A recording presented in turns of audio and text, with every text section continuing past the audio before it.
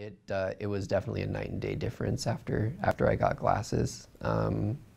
Just things that I wasn't able to see, things that I wasn't able to read before.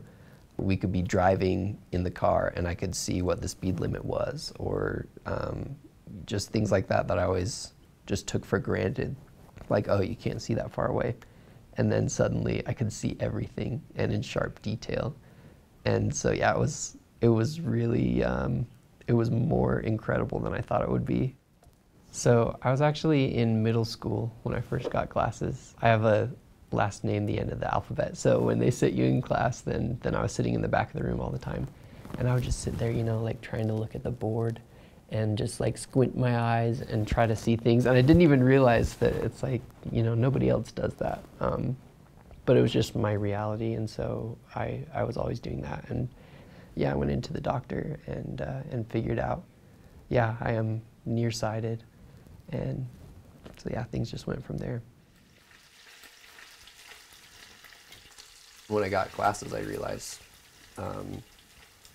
first of all, I am different, and there are so many people that have such a different perspective than I do.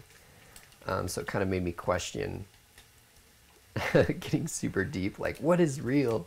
What is real life? Because I don't really know anymore, because what I thought is real life is something entirely different. So just kind of that experience for me has become kind of a metaphor for learning and for changing and for understanding other people, for having empathy. Just knowing that what I see or what I perceive isn't always telling the whole story. I see things literally differently, but there's other times when you perceive things, relationships, or like spirituality, or whatever it is, you perceive them differently. You learn some new information, or you have some certain experience that makes you say, oh, I didn't realize that was going on before, but it is, and that's the way things are. And you kind of arrive at that truth. So yeah, I guess that experience is important for me, just because of that metaphorical experience.